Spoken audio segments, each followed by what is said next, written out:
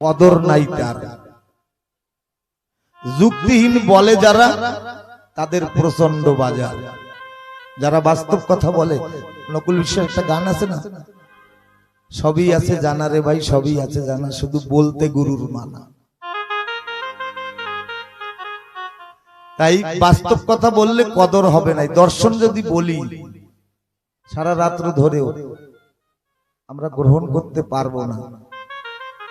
তার কারণ জ্ঞান যার যত গভীর, অহংকার তার তত কম। যারা জ্ঞানী শ্রদ্ধাবান ব্যক্তি, তাদের কিন্তু অহংকারের লেশ মাত্র নাই। জ্ঞানের আসল শক্তি হলো নম্রতা আর বিনয়। মহাজন বলছে, অল্প জ্ঞানী লাফায় বেশি, মধ্যজ্ঞানী চুপ, আর পূর্ণজ্ঞানী বিনয়ী হয় শান্ত তার রূপ। লীলামৃত আসরে শ্রদ্ধাবান ব্যক্তি বসেছেন, শ্রদ্ধাশীলা মায়েরা বসেছেন, আজ সকলে কিন্তু পূর্ণজ্ঞানী। তাই শান্ত তারা চুপ করে লীলামৃত শ্রবণ করছে। তাই জীবের এই জীবনের স্বাদ যদি পেতে চাও, সময় থাকতে জড়িয়ে ধরো সাধু গুরুর পাও। আর বেশি সময় নাই। আমরা সময় থাকতে থাকতে সাধু গুরু বৈষ্ণবের চরণে নিজেকে সমর্পিত করি। অর্পণ নয়, অর্পণ শব্দের আবিধানিক অর্থ হলো আমি যদি কাউকে কিছু দেই, তার কাছ থেকে আবার নিয়ে আসতে পারবো। যদি দাবি করি আমাকে ওই জিনিসটা দাও, আনা যাবে। এ হলো অর্পণ। সমর্পণ মানে আমি তোমাকে দিলাম, আর জীবনে আমি ও চাইবো না। যেমন আমার অশ্বিনী কর্তা জীবন যৌবন সমর্পণ করেছিল গুরুচাঁদের পায়ে। বলে এই জীবন যৌবন তোমাকে দিলাম, এর উপরে আর আমার অধিকার নেই। তুমি হাসাও, তুমি কাঁদাও, তুমি তোমার যা ভালো লাগে তাই তুমি করাও। তাই আমাদের সমর্পণ হতে হবে।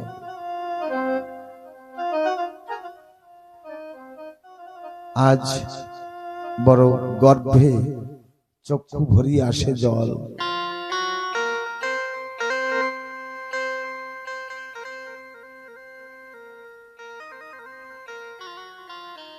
আজ এই লীলামৃত আসরে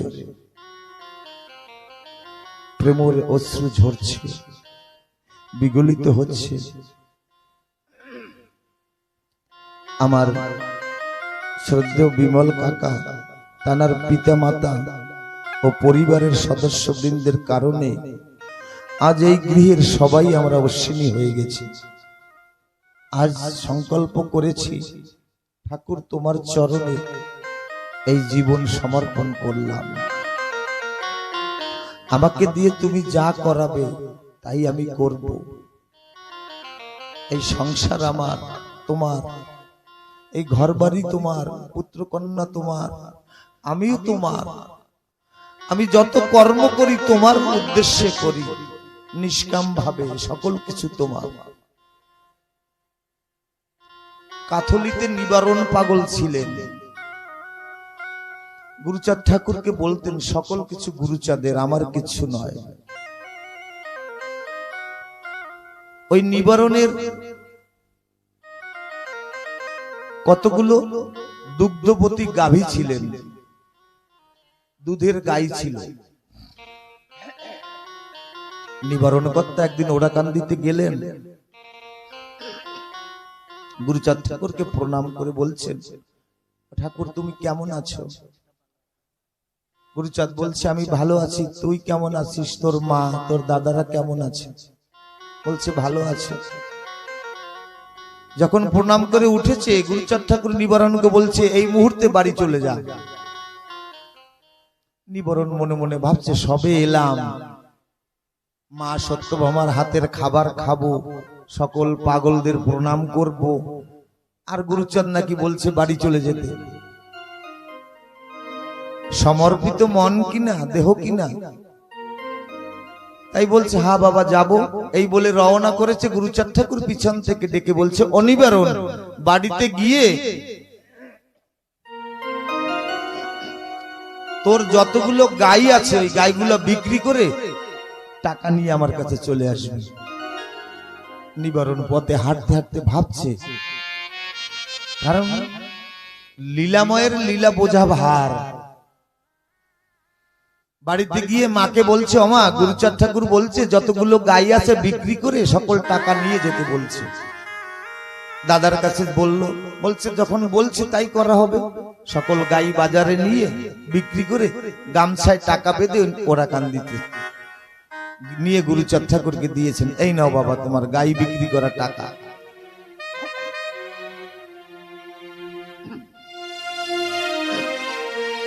বললে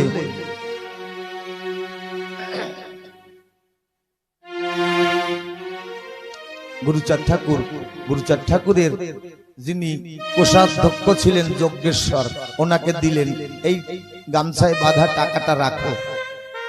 উনি গিয়ে ওই চালের মাচায় বেঁধে রেখেছে। নিবারণ পাগল হরিসভা মহোৎসব করছে দেশে দেশে।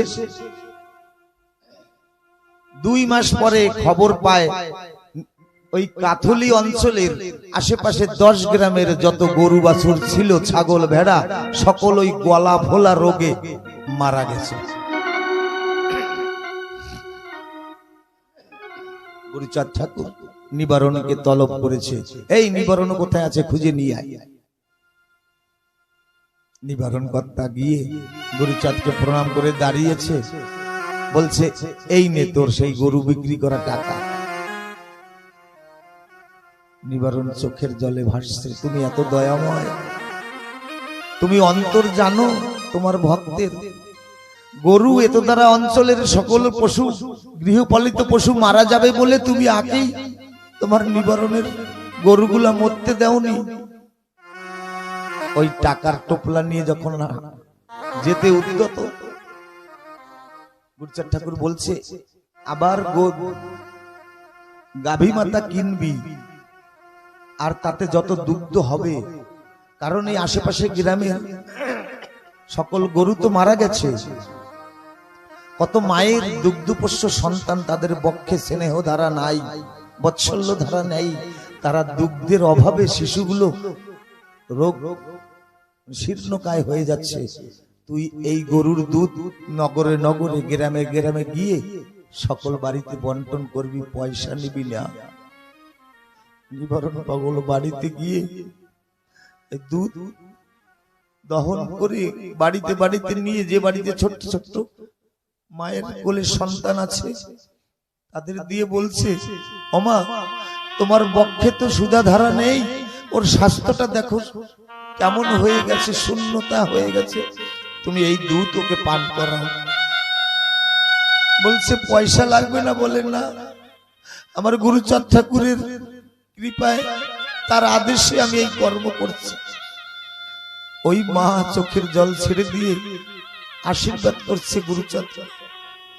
মা ভাবছে না আমার কোন আশীর্বাদের তেমন জ্ঞান নেই, তেমন ধন নেই, পুণ্য ফল নেই, আমি গুরুচাঁদকে কি করে আশীর্বাদ করি, কিন্তু ভাবে বিগলিত হয়ে গুরুচাঁদকে আশীর্বাদ করছে। এমনি ভাবে নিবারণ পাগল সবাইকে বলে বেড়াচ্ছে সকল কিছু আমার নয়, গুরুচাঁদের সকল। গুরুচাঁদ ঠাকুর, নীলরতন, নব সবাইকে বলে বলছে এই পানসি সাজাতো, আমরা কাথলিতে যাব, নিবারণের বাড়িতে যাব। নিবারণের বাড়িতে বড় বড় পানসি নিয়ে এসে দাঁড়িয়েছে, খালপাড়ে নৌকা লাগিয়েছে, সকল সাধু গোসাইদের সঙ্গে নিয়ে এসেছে গুরুচাঁদ ঠাকুর। নিবারণ দেখে তো খুব আনন্দে প্রফুল্লিত, তাকে বরণ করে নিয়েছে। গুরুচাঁদ ঠাকুর বলছে আমরা বসতে আসিনি। বলে কেন? সারা দেশের মানুষকে তুই বলে বেড়াস যে বাড়ি ঘর টাকা করি বিষয় সম্পদ যা কিছু আছে পুত্র কন্যা সকল বাবা গুরুচাঁদের, তাই আমার যদি হয় আমি তাই নিতে এসেছি। বিচরণ পাগল, নিবারণ পাগল বলছি তাই, ভালো কথা, নেও। ওই নিবারণের ঘর ভাঙতে শুরু করছে। আতালের গরু নিয়ে নৌকায় উঠাচ্ছে, সকল ঘর বাড়ি ভেঙে তার পুত্র কন্যা ভাই মাতাকে সবাইকে বলছে সকল তো তোমরা আমার, সবাই চলো। সবাই নৌকায় পানসিতে উঠিয়ে যখন পানসি ছেড়ে দিয়েছে, ওই বিচারণ পাগল পাশে দাঁড়িয়েছে, চোখের জলে ভাসছে আর গুরুচাঁদকে দর্শন করছে। গুরুচাঁদ ঠাকুর বলছে, কেন এই বাড়ি ঘরের জন্য তোর পরাণ কাঁদছে বুঝি, তাই না? নিবারণ পাগল বলছে, না, সেজন্য আমার পরাণ কাঁদছে না। যেদিন তোমার ওই চরণে জীবন যৌবন অর্পণ করেছি, সমর্পণ করেছি, সেই দিন থেকে আমি তোমার হয়ে গেছি। আমার কান্নাও তোমার, আমার হাসিও তোমার। আমি কাঁদছি এই বলে অবলা জীব গরু সে তোমার নৌকায় জায়গা পেল, আমার পুত্র কন্যাও তোমার নৌকায় জায়গা পেল। আমি হতভাগা নিবারণ, আমার জায়গা হলো না তোমার ওই নৌকায়। আমার এই লীলা খেলার সাঙ্গ হবে হলে আমি কার নৌকায় এই দেহ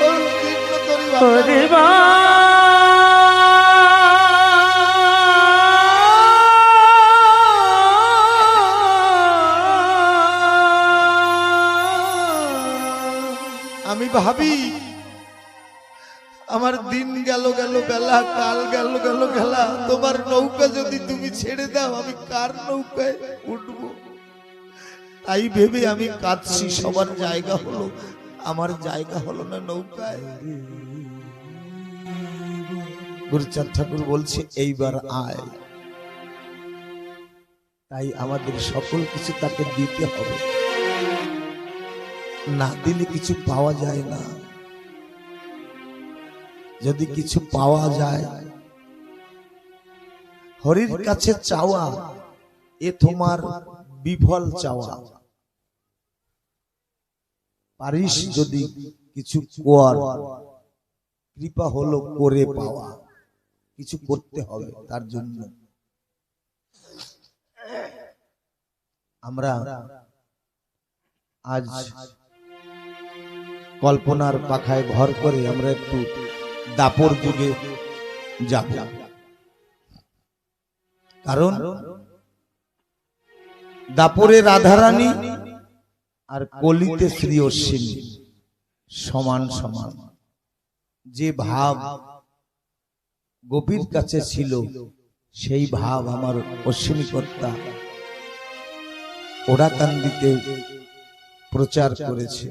গোপী ভাব, এই গোপী ভাবটা কেমন? অকামনা, আমার কামনা নাই। আমরা তো শুধু কামনায় চাই তার কাছে। আমি পারতেম যদি তোমায় দিতে, আমার কোনো অভাব রইত না। গুরুচাঁদরে তো আমি তোমায় কিছু দিতে পারলাম না। আমরা না দিয়ে শুধু পেতে চাই। তাই এই রাধারানী সকল কিছু দিয়েছিলেন, আমার অশ্বিনী কর্তা গুরুচাঁদকে সকল কিছু দিয়েছে। কেমন?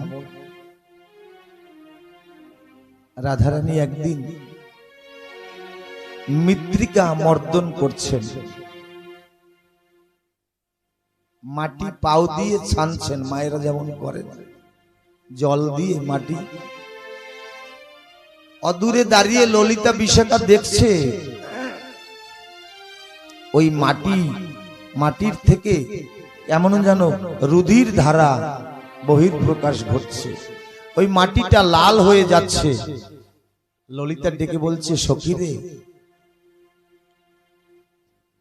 মাটির বর্ণটা তো এমনি হয় না, তাহলে বোধহয় তোর চরণ থেকে রুধির ধারা বহির হচ্ছে। রাধারানী বলছে, হ্যাঁ। বলে, কেন? এত সুন্দর কোমল চরণ তোর, যে চরণে চন্দন দিতে শঙ্কা হয়, তোর চরণ স্পর্শ করতে যোগী ঋষিরাও ভয় পায়।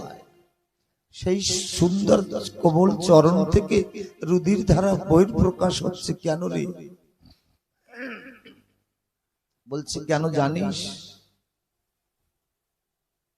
আমি এই মাটির মধ্যে বিভিন্ন প্রকারের কণ্টক, কাটা,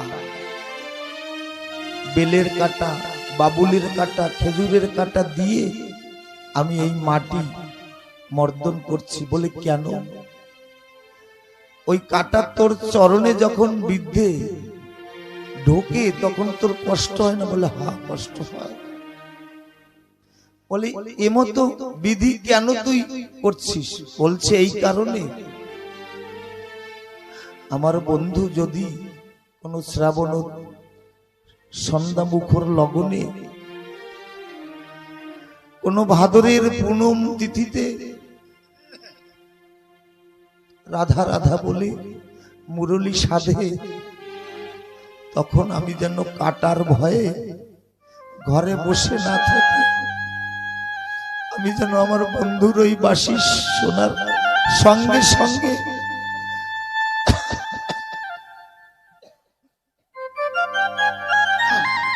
উলঙ্গ পায়ে আমি যেন বনপথ দিয়ে বন্ধুকে পাবার জন্য ছুটে যেতে পারি। সেদিন যেন কাটার ভয়ে আমি যেন ঘরে বসে না থাকি। কেমন ভাবে তাকে দিয়েছে। কোন একজন সলিল চৌধুরী, বাংলার বিখ্যাত লেখক, গান লিখেছে, কফোটা চোখের জল ফেলেছ যে তুমি ভালোবাসবে। আমি কতটা জল দিয়েছি ঠাকুর তোমাকে ভালোবাসবো। পথের কাটায় পায়ে রক্ত না ঝরালে কি করে তুমি এখানে আসবে? আমি তো তোমার জন্য একটু কষ্ট সাধিনি। তাই নির্মল প্রেম, অকামনা প্রেম, অহৈতুকী প্রেম, রাগাত্মিকা বেদাতীত। বেদ বলছে আমিও জানি না এই প্রেমের সন্ধান, বেদে অগোচর। আমার তারকত্ব বললেন না, এক হরি নাম মধ্যে গুণ দিয়ে সব নিচু জনে করাইব পরম বৈষ্ণব। বেদ জানে না এই নির্মল প্রেমে কোথায় থাকে। তাই নির্মল প্রেমের এমনি হাওয়া, অকুলেতে তরি বাওয়া। নদীর ঢেউ বোঝে না তোকে, কতবার ভাঙে কতবার গড়ে। রাধারানী বলছে সখী রে, বলিস ডুবেছে রাই কলঙ্কিনী কৃষ্ণ প্রেম সাগরে, যা ফিরে যা ঘরে। আমি এই প্রেম সাগরে ঝাঁপ দিলাম, আমি আর ফিরে ওই কুলে যাব না। তোরা গিয়ে বলিস।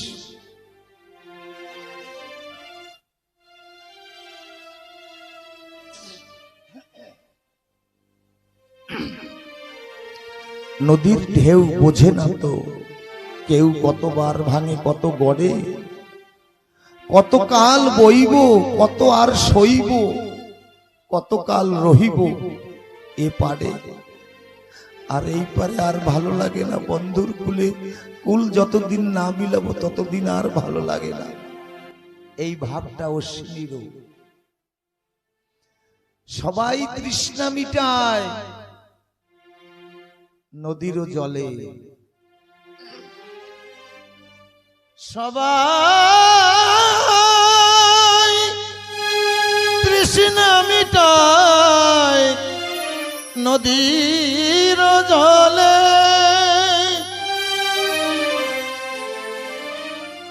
কি বেদনা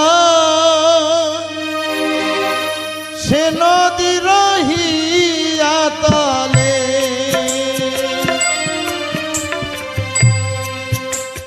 সবাই তৃষ্ণা মিটায় নদীর জলে। কি তৃষা জাগে সে নদী রহিয়া বেদনার মহাসাগরে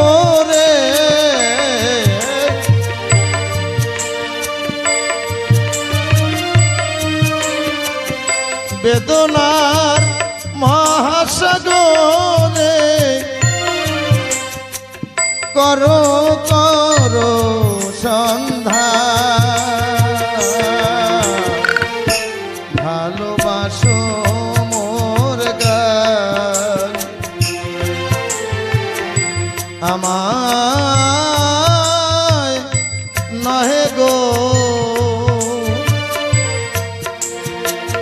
ভালোবাসো শুধু ভালোবাসো মোর গান। এই নদীর জলে সবাই তৃষ্ণা মিটায়, কিন্তু নদীর বুকে যে কি তৃষ্ণা তা কেউ খোঁজে না। আমার অশ্বিনীর জীবনটাও তাই, যে ঋণ শুধিতে গেলে আরো বেড়ে যায়, সেই ঋণে ঋণী মানুষ কয়জন পাওয়া যায়, সেই মানুষ আমার অশ্বিনী দয়া। আমার অশ্বিনী কর্তা একদিন ওড়াকার দিকে রওনা হয়েছে।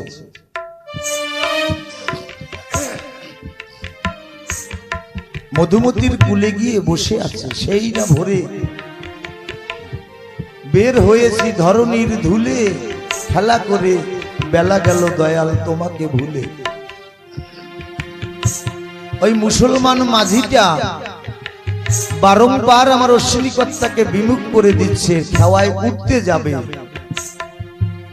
বলে না এইবারে না, এর পরের খাওয়ায় তোমাকে পার করে নিয়ে যাব।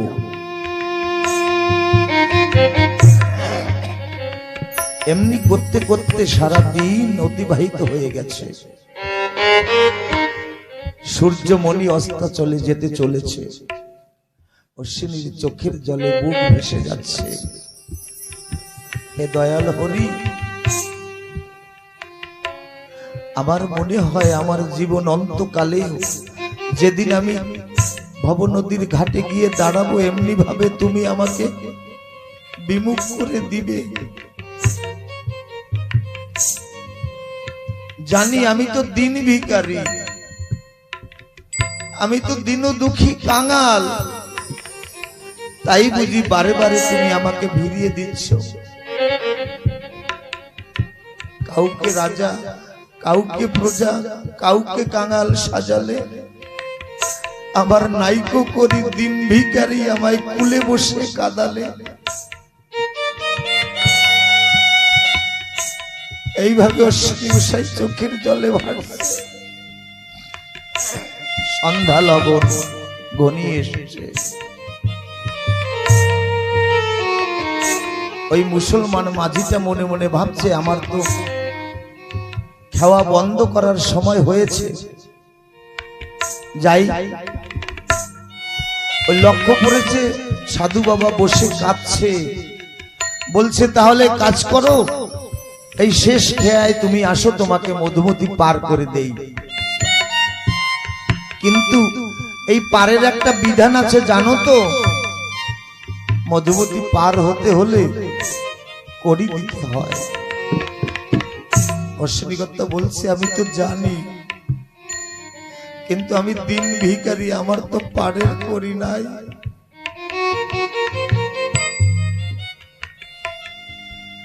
এই করতে করতে যখন ওপারে নিয়ে গেছে, পারে উঠার উদ্যত হয়েছে, তখন মাঝি ভাই বলছে কই গো,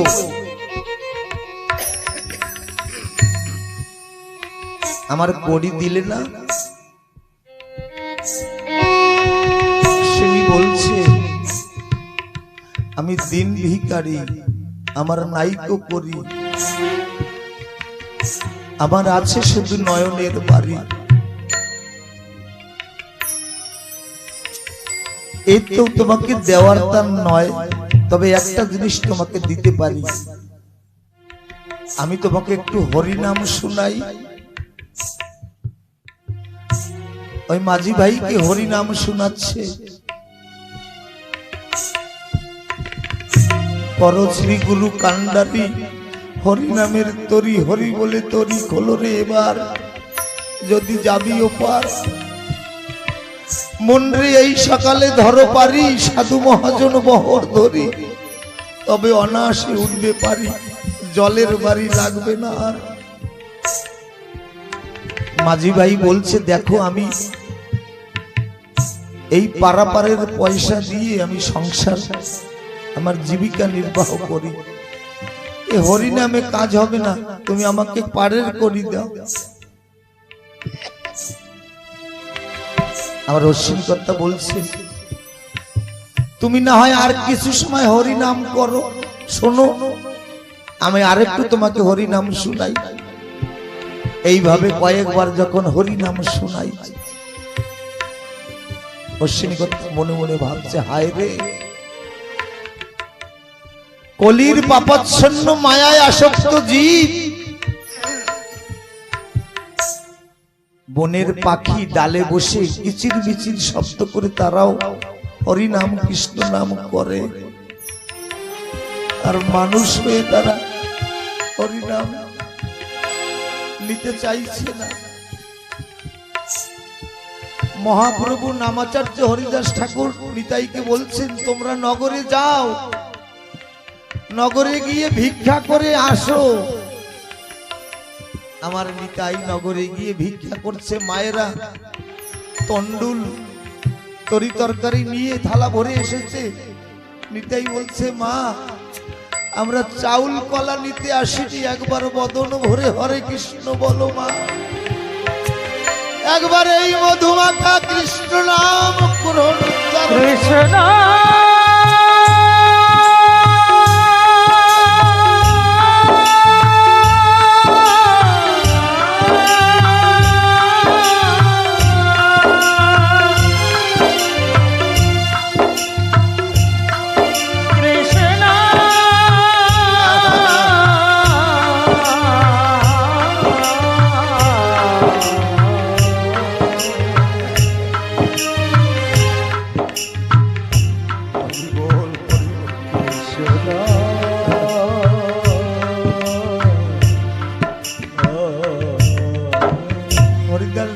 মা এই কৃষ্ণ নামে যে ডুবেছে সে জানে নামের কি মধু, হরি নামে কি আনন্দ ডুবলে জানা যায়। অশ্বিনী গোসাই বলছে ওরে জবন, এই পারাপারে তুই খাওয়া পার করিস, তুই ভেবেছিস তোর যেদিন লীলা খেলা সাঙ্গ হবে, আর একজন বড় মাঝি আছে যে ভবপারের মাঝি, সেখানে গিয়ে দাঁড়াবি, তখন এই পারাপারের করি সেইখানে চলবে না, এই জগতের ধন সেখানে চলবে না, সেখানে হরিধন কৃষ্ণ ধন দরকার হবে, সাধুগুরু বৈষ্ণবের কৃপা ধন সেখানে দরকার হবে।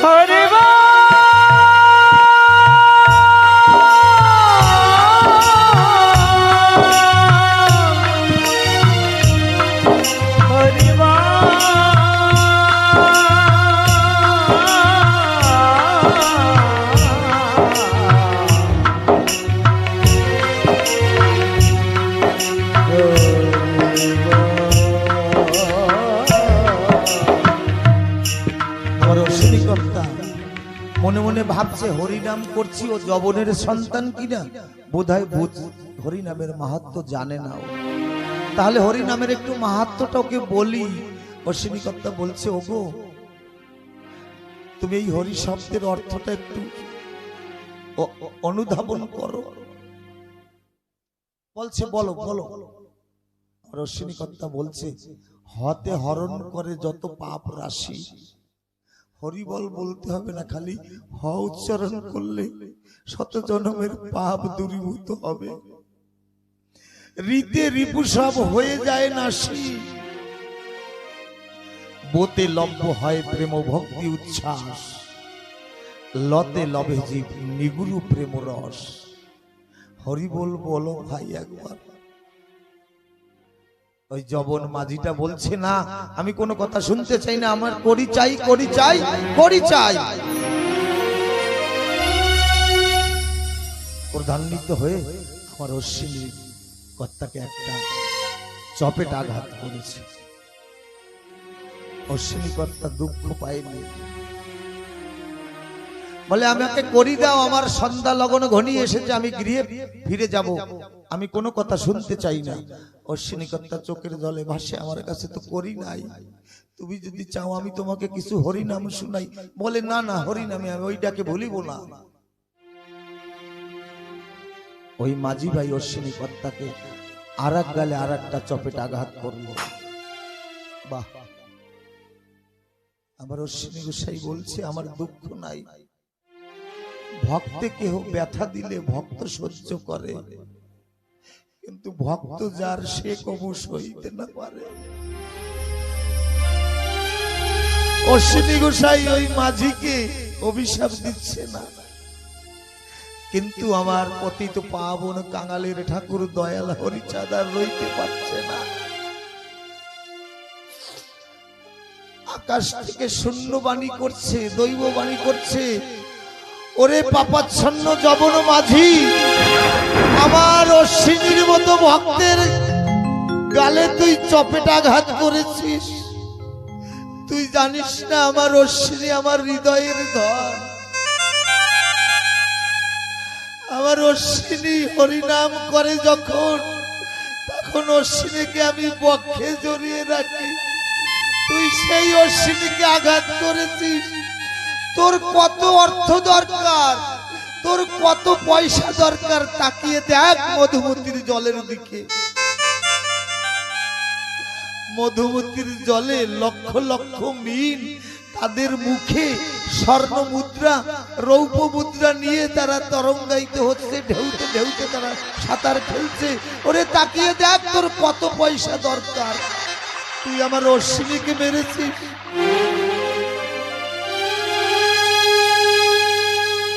আমরা মনের ভুলেও যেন ভক্তকে কখনো কষ্ট না দিই। ভক্ত তো সে উদার, কিছু বলবে না, কিন্তু ভক্ত যাকে ভালোবাসে সে কিন্তু ছাড়বে না। ওই মাছ, ওই মৎস্যগুলো সাঁতার খেলতে খেলতে আর বিরহ সইতে পারছে না, কারণ অশ্বিনী গোসাইর চরণ তো নৌকার মধ্যে।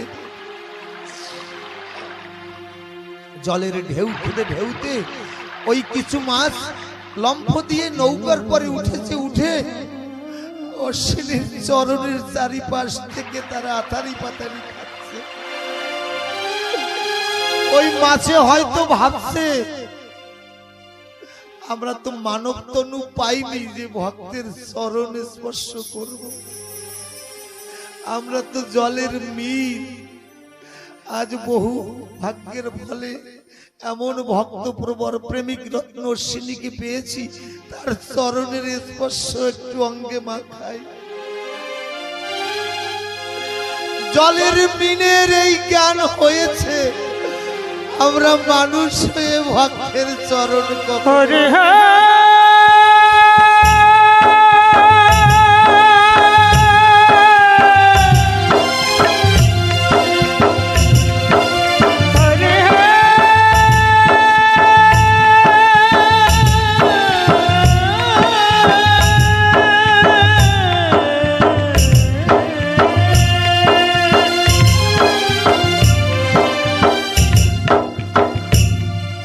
মাছগুলো অশ্বিনী কথার চরণে স্পর্শ করেছে। কথা তো বলতে পারে না, চোখের ভাষায়, চোখের জলে এই হয়তো বলছে, পদকর্তা ভাব দিয়ে তাকে বলছে। ওই মৎস্যগুলো অশ্বিনী কথাকে বলছে, তুমি যেমন তোমার অবয়ব থেকে, তোমার বদন থেকে ঠাকুরের গুণগান করো, হরি বল উচ্চারণ করো, আমরা তো হরিনাম উচ্চারণ করতে পারি না, তাই তোমার চরণের যদি পরশ পাই, এর পর জন্মে যদি মানব তনু পাই, এই আশীর্বাদ করো অশ্বিনী গোসাই, যেন হরি বল বলতে বলতে এই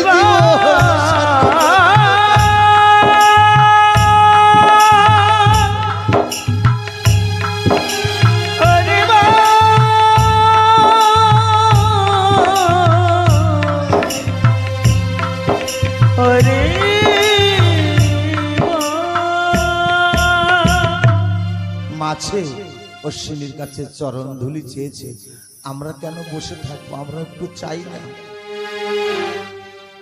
তোমরা হরি চাঁদে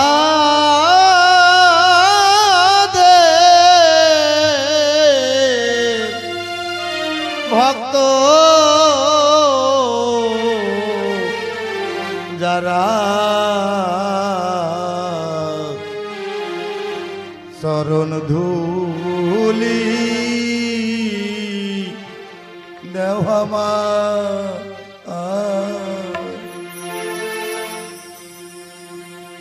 আমার তাপিত অঙ্গ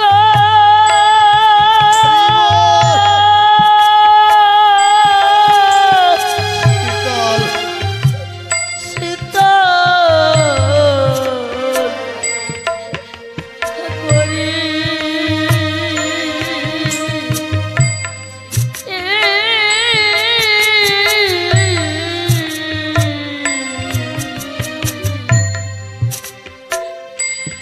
গড়া ওই আমার তাপিত অঙ্গ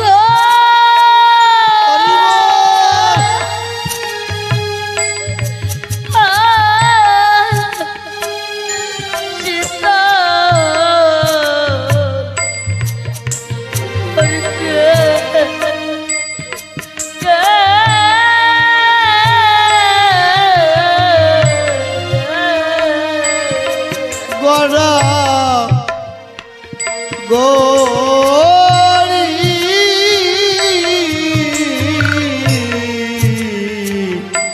দিয়ে পা চরণ ধুলি দাও আমার।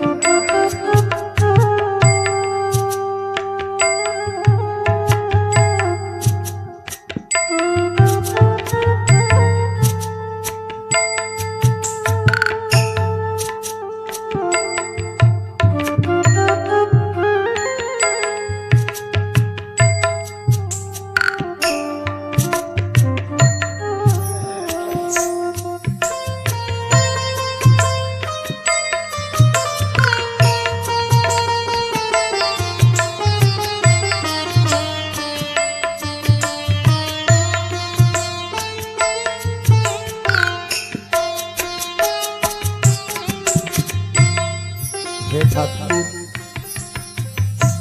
যতবার আলো জ্বালাতে চাই নিভে যায় বারে বার। আমার জীবনে তোমার আসন গভীর অন্ধকার।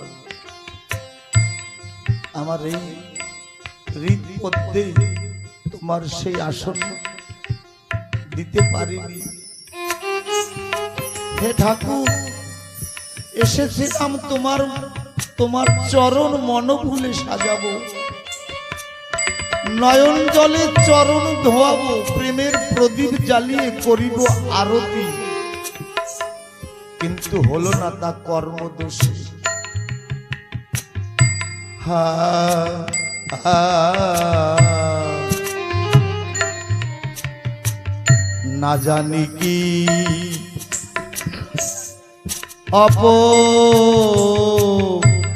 অপরাধে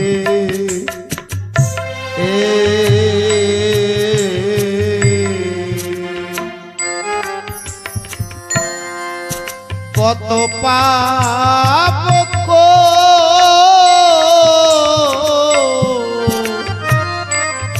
রেসি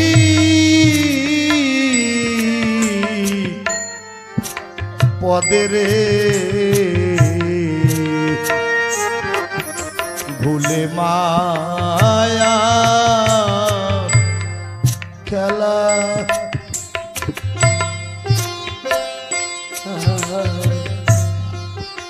না জানি কি অপরাধে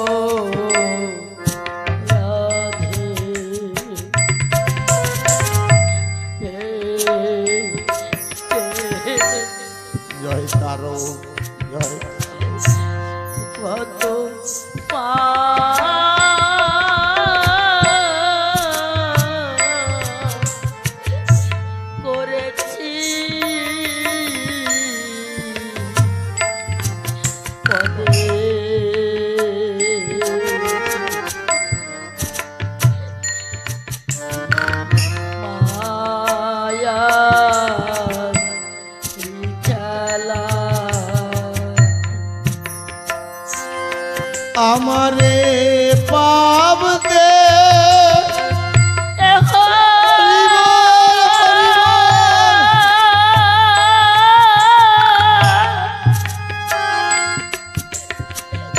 ধন্য করি রে আমার পাব যে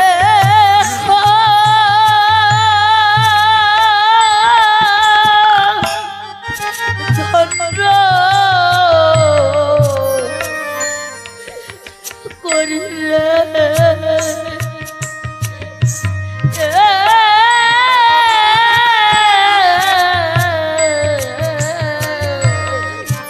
ভক্তের চরণ ধুলি মেখে গা ও চরণ ধুলি দেওয়া মা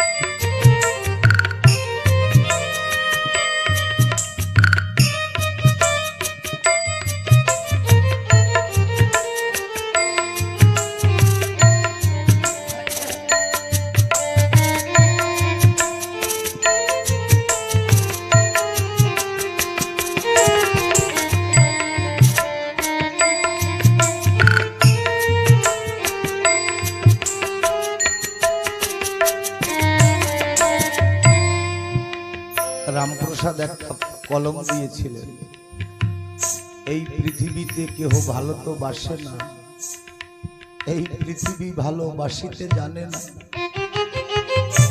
যেথায় থাকে শুধু ভালোবাসাবাসি সেথা মন যেতে চায় না। আমরা যাকে ভালোবাসা ভাবছি এ ভালোবাসা নয়, এ ভাঙা বাসা। যাকে ভালোবাসলে জনম জনম সে ভোলে না, তাকে তো ভালোবাসি না। এখানে আমার বলতে কেউ নেই, প্রাণের অধিক পুত্র বলো যারে, সে দিবি তোর মুখে আগুন আপন বলিস কারে।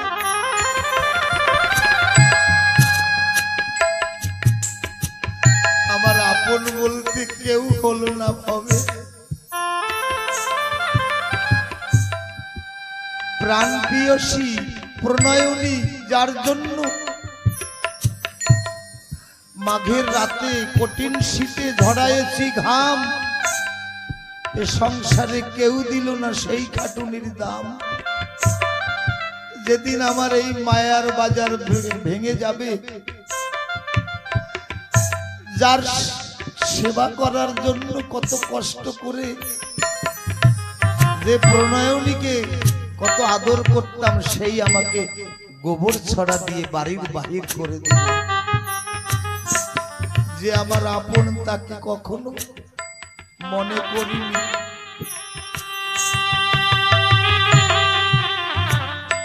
কেউ বোঝে না আমার এই মনের ব্যথা।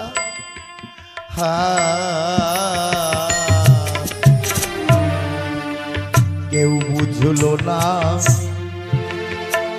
মনের ব্যথা।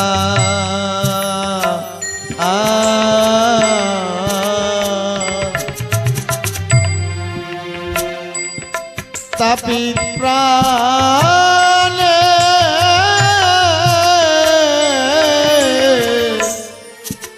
কথা রে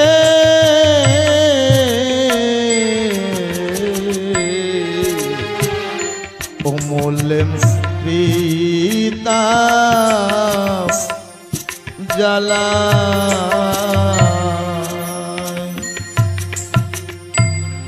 আমার পিতাব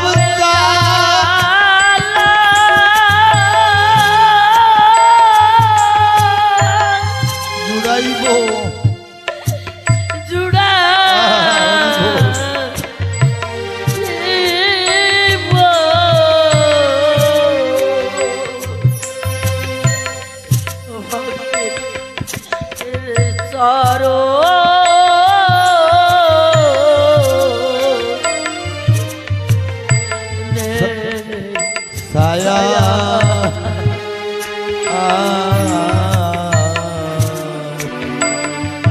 চরণ ধুলি দেওয়া মা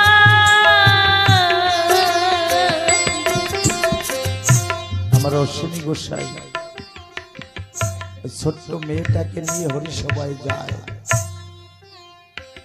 একটা সাঁকো পার হওয়ার জন্য। আমার অশ্বিনী কর্তার ওই মেয়েটা বিমলা বাবার হাতটা ধরেছে। যখন ওই পার হবে ওই সাঁকোটা চারটা যখন পার হবে, কি ভেবে ওই ছোট্ট মেয়েটা বাবার হাতটা ছেড়ে দিয়েছে, বলছে বাবা তুমি আমার হাতটা ধরো। অশ্বিনী গোসাই বলছে এই তো দিব্যি তুই আমার হাত ধরলি, এখন হাত ছেড়ে দিলি কেন? বলছি বাবা আমি ছোট্ট মানুষ কিনা,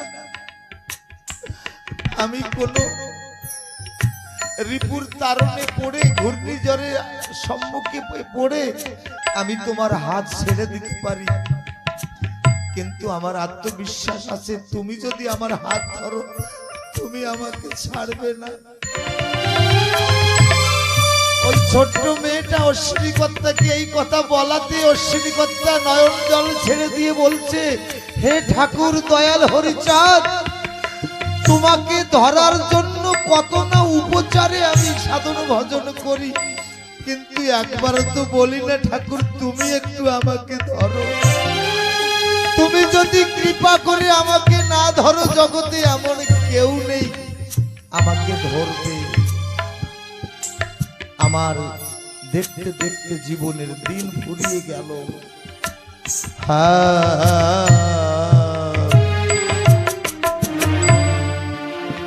দিনের দিনে ডুবলো বেলা,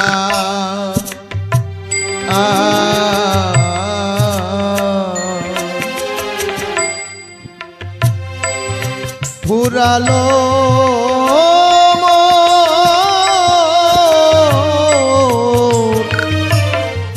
ভবে খেলা, আমার কি হবে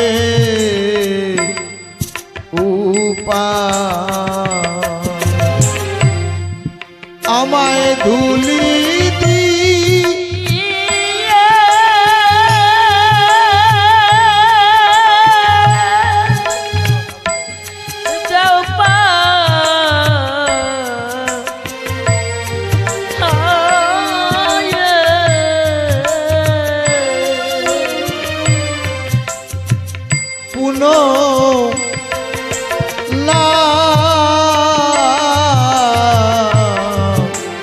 আসি ধরা চরণ ধুলি দেওয়া মা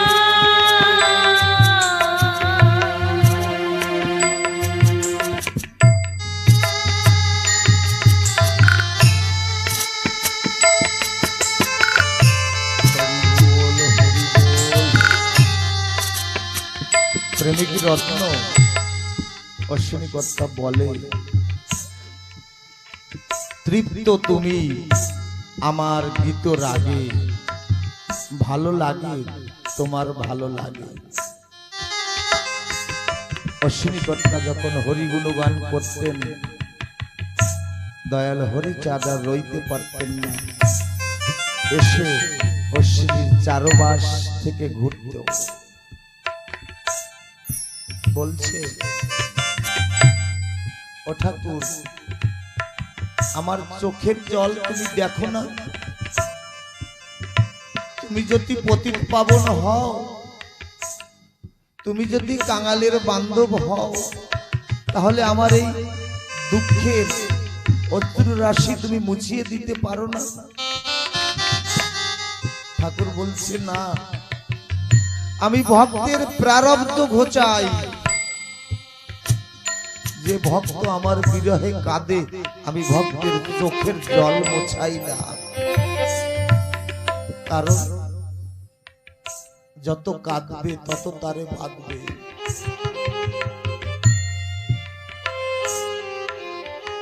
এই জগতে আসা শুধু কাদার তরে, মনের মতন যদি কাঁদা যায় তবে তাকে বাধা যায়। জ্ঞানী জ্ঞানের দ্বারা বাঁধে, কিন্তু বেশি সময় থাকে না।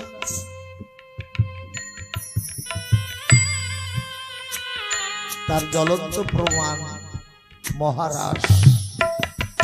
কৃষ্ণকে উপলব্ধি হওয়ার পরে অহংকার হয়ে গেছিল, কৃষ্ণ অন্তর্ধান হয়ে গেছে। জ্ঞানী জ্ঞানের দ্বারা বাঁধে, বেশি সময় থাকে না। যুক্তিবাদী যুক্তির দ্বারা বাঁধে, বেশি সময় থাকে না। ধনবান ধন দিয়ে বাঁধে, বেশি সময় থাকে না। কিন্তু ভক্তি যার, সে ভক্তি ডোরে বাঁধলে ঠাকুর আর ওই ভক্তি ডোর কেটে যেতে পারে না। ঠাকুর ভক্তি ডোরে বাঁধা পড়ে তার কাছে জনম।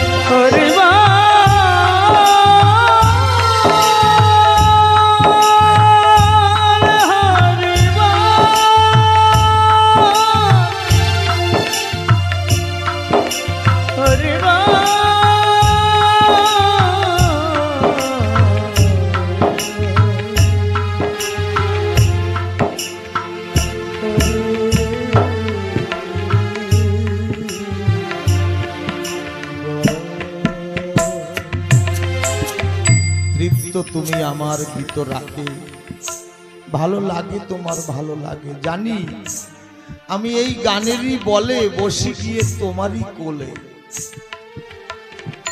বাবা পাগলা লিখলেন, গানই সর্বশ্রেষ্ঠ সাধনার মূল। লাগে না ভুলো চন্দন, মন্ত্রতন্ত্র লাগে না। যদি কেউ প্রাণ খুলে নয়ন জলে গাইতে পারে, তাহলেই সে জীবন তরি বাইতে বাইতে হরির চরণ পর্যন্ত চলে যায়। মন দিয়ে যার নাগাল নাহি পাই, গান দিয়ে সেই চরণ ছুঁয়ে যায়। সুরের ঘরে আপনাকে যাই ভুলে, বন্ধু বলে ডাকি প্রভুকে। গান এমনই বস্তু, যেদিনকার মেবারের মীরাবাই প্রীতমের গলে মালা দিয়েছিল, তখন বলছে, কই তুমি আমাকে মালা দেবে না? আমি তোমাকে বরণ করেছি, তুমি আমাকে বরণ করবে না? তোমার বলে আমি তোমার। মীরাবাই তো বলছে, আমার কৃষ্ণ কানাইয়া সকলে ভুলেছি তোরে পাইয়া। তোরে পেয়ে আমি সকল কিছু ভুলে গেছি। কেন ভুলছিস জানিস? কেন ভুলেছি জানিস? আমি সকল কিছু পারি ভুলিতে, পারি না তোর বাঁধন খুলিতে। আকাশে বাতাসে অনলে অলিলে ধুলিকণায় সব জায়গায় তোর ওই মোহন মূর্তি দেখতে পাই। কই দে আমাকে মালা দে। ও বুঝেছি তুই মাটির মূর্তি কিনা, তাই অভিমান করেছিস, মালা দিবি না। মীরা রাজ ক্ষত্রিয় নন্দিনী কিনা, ওর ওই কোমরে ছিল ধারালো অস্ত্র। যখনই টেনে বের করেছে, তুই যদি আমাকে মালা দান না করিস, এই তরবারি দিয়ে এই ছোরা দিয়ে আমার নিজের জীবন আমি ধ্বংস করে দেব। যখন গলায় ছুরি বসাতে যাবে, ওই মাটির মূর্তি অমনি নবম বর্ষে দিল মোহন মূর্তি রূপ ধরে মীরা রানীর হাতটা ধরেছে। বলছে, মীরা কত যুগে কত ভক্ত কত ভাবে আমাকে পেয়েছে, আমি তার হয়েছি। কিন্তু জানো মীরা, এই পুষ্পের একটা মালা আজ যদি আমি তোমাকে দিই, কাল সকালে মলিন হয়ে যাবে। আমার কথা নাও, আমি তোমার কানাই, আমি তোমাকে বলে যাই, তুমি প্রতিনিয়ত আমাকে একটা গানের মালা পরাবে। প্রতিনিয়ত তোমার মনে যখন আমার এই বিরহ অনুরাগ অগ্নিটা প্রজ্বলিত হবে, তখন অনুরাগের ঘরে বসে আমাকে একটা গানের মালা পরাবে। আমার মীরা রানী তার প্রিয়তমকে প্রতিনিয়ত প্রাণ ঢালা অনুরাগে গানের মালা পরাতো। রাজ রানী মীরা ভিখারিণী গিরিধারী তোমার লাগিয়া আমি পথে পথে ঘুরি উদাসিনী হয়ে হরিনাম ভিক্ষামা গিয়া গিরিধারী তোমার লাগিয়া রাজ রানী মীরা ভিখারিণী গিরিধারী তোমার লাগিয়া।